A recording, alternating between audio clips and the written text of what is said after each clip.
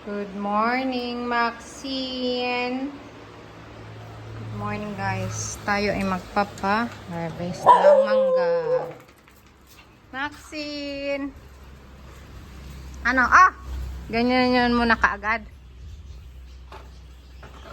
May maliliit pa kasi. Ha? Oo nga, hinog na. Thank you. Maliliit. Ha? Maliliit ngayon? Masarap to, matamis. Oo, matamis. Nasa ka, Jay? Ha? Andiyan sa taas, nakita ka nga sa camera eh. Nakita niya ako. Sabi ko, ang laki na ni Kuya, binata na. Oo. Di ba lahat naman to sa'yo, di ba? Kaya nga, ha? Lahat naman to sa kupa, di ba? Morning. Nag-harvest si Kuya Jeff ng mangga. Ayan. Ang daming bunga. Nang binigyan niya na ako ng bagong pitas. Napakatamis nito, Tita Grace. Namimiss mo na to. Mamimiss mo pa. Unti lang ata yung mangga dyan sa OC. Mas masarap talaga tong fresh na fresh. Ayan, ang dami niyang nakukuha. Pinipitas-pitas niya lang. Mamaya, Kuya Jeff! May mag-harvest ka pala ng santol. Doon, no? Ang daming bunga. Ang tamis niyan, di ba? Pwede rin, no? Bigyan mo ako, ha?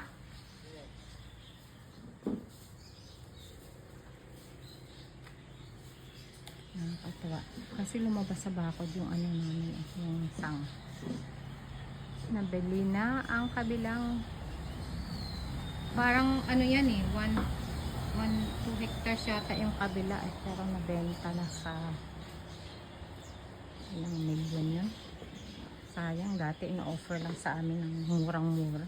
Konting milyon lang ngayon, grabe. Parang 12 million na. Pero may nakabili na ng 12 million. Ang daming bunga dun, oh. Ayan.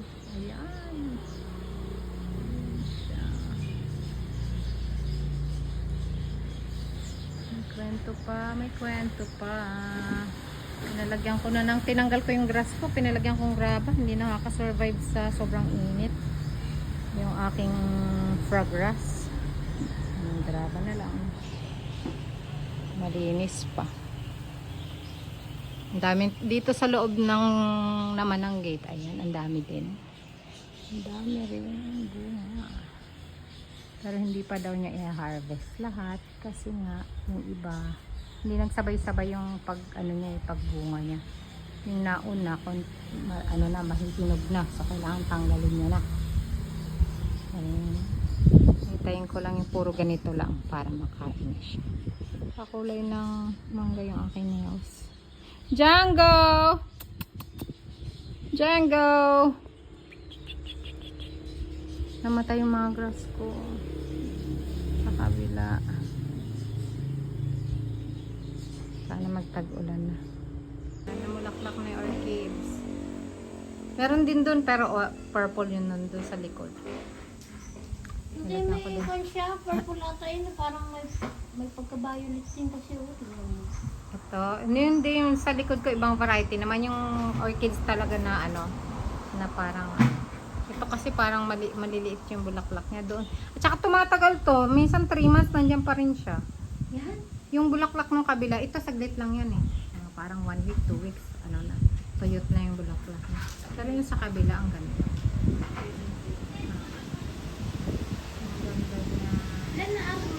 Ang dami na, ang dami. Ongoing pa rin yung pamimitas ni Kuya Jeff. Ayun, nahati-hati na namin ni ate. Ayun na last. O, diba? Iniinggit ko si ano. Pa doon, oh. Halika na pa doon. Ang dami. Tapos andun pa si Kuya Jeff sa taas. Ongoing pa. Yung pagpipitas. Tapos babalikan pa no kasi may mga maliliit pa eh. Siguro after few weeks okay na naman na. Balikan yung 2 linggo ready na naman yung iba. Yung kagaya niyan. Kagaya nito hindi pa siya ready. Babalikan. Check natin. Ang bigay ni Kuya Jeff. Hiwain. Ayan. Ang sarap. Ito yung time na parang maasim na matamis-tamis. Ganun. Medyo may touch of asim. Ganun. Guys, puro ano pala ako ngayon, fruits. Share ko lang sa mga amiga kong lagi kong nabibigyan ng langka. Ayan. Sobrang tamis. Alam nyo na. Bibigyan ko na naman kayo. Mag-harvest na naman ako ng langka. Sagana ako ngayon sa fruits. Santo, langka, mangga, ano pa. Meron pang saging na saba. Nag-harvest kami. Tsaka kamote. Tsaka yan nga yung mga kalamansi. From the tree. Ginagawa ko, nilalagay ko dito. Tapos, ginagawa ko pagka after ligo ng mga bata, ini-spray ko sa mga ano nila, sa mga underarm. Mismo with water para wala silang mga amoy. Tapos, ihahalo nyo sa tubig yung last nilang banlaw para mabango sila kahit may pawis, hindi mabaho yung pawis nila. Ganon ha. Ganon. Tatasin, ilagay sa sprayer. Tapos spray. Pagkaligo. Yan na. Hindi na sila kaya. Ang tamis-tamis. Oh guys, so tignan nyo. Makikita nyo talaga matamis yung galing sa langka yan. Merong itim na langgam. Sarap, Tita Grace. Tita Grace, anong buhay mo dyan sa Ozzy?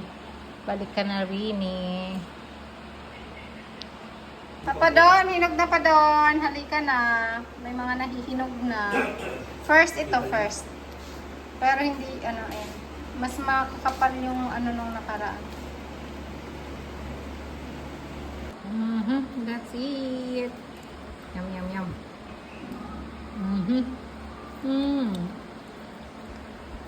Ang sarap. Ang tamis niya. Ang tamis niya. Tapos mafe-feel mo yung sobrang may unting asim. May unting asim lang. Touch lang naman. Sarap.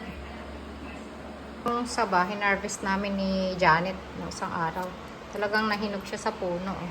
Tapos yung kanyang puso, ayan. Siyempre, gagataan ko. Naka-ready na. Hinimay-himay ko na. Ito, lalagyan ko. Tingnan mo, pinagbalatan ko ng mga kalamansi. Ready na. Gagawa ako ng binataang puso ng saging. Ito naman para sa nilagang baka para kay daddy. Yung mga bata nakain sila ng gatang puso. Lagyan natin ang karning baboy. Yan, bibilisan ko na at ako iboboto pa for today's video. Ay lo, ano na ata? Padon o, hinog na padon. May hinog na. First hinog from the puno. Halika na. Hala, ang dami. Ala, lalaki din pala.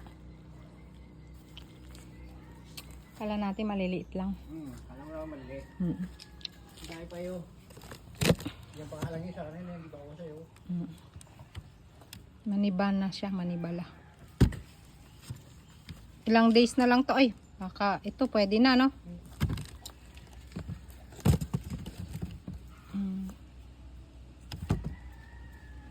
Nasa kabilang part. Nako, ang dami pa dun. Babalikan mo pa yun, no? Sa kabilang side ka pa lang, ano na, ang dami na. Pag binalikan mo to, mga ilang kaing pa, no? Kulang yung iyong karton. Wala na daw karton si Lolo. Sa bodegat, kuya. 1, 2, 3. Naku, marami pang karton dun. Na. Bili na mga sisters.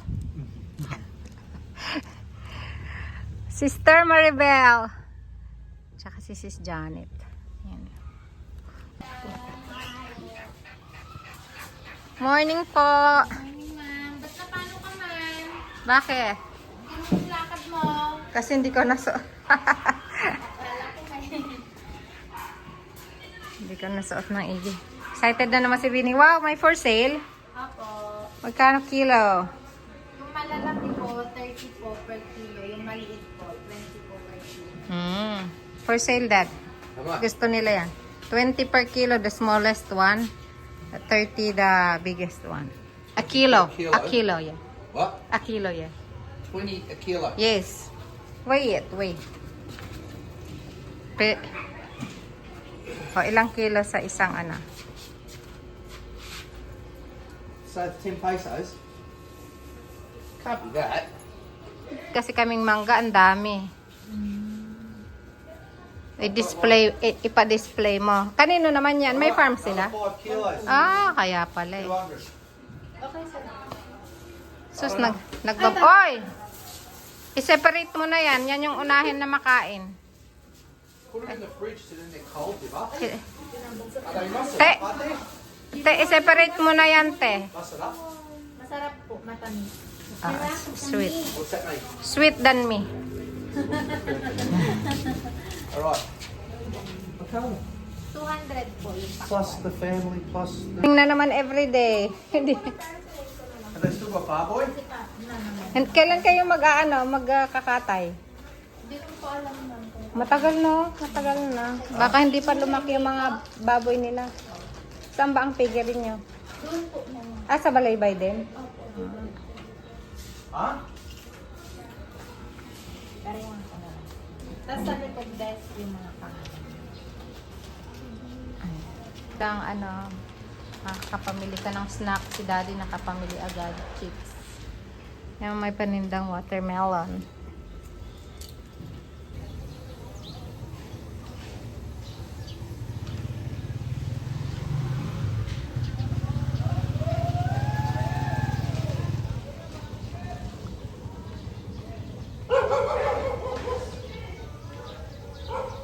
May basketball court. May hotel.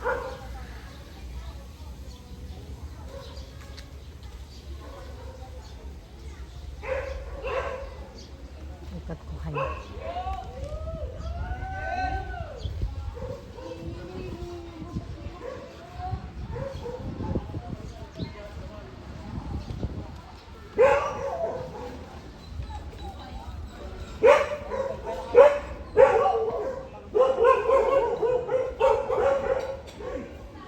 Nakabili kami ng watermelon. Meron kasi silang farm. Tapos mamimili muna tayo ng merienda. Ah, okay.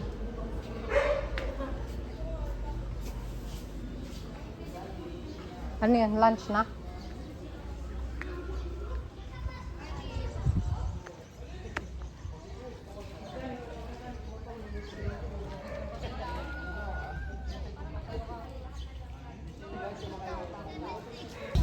Yan, nakapamili ng napakaraming pakwan. Ang daming pakwan na bili. From Aqua Farm. Galing sa kanilang farm. Ang daming pakwan ni Sophia. Hello, Sophia. Hello, Bella. Puro pakwan. Pero magbenta din kami ng mangga dito sa Aqua Farm.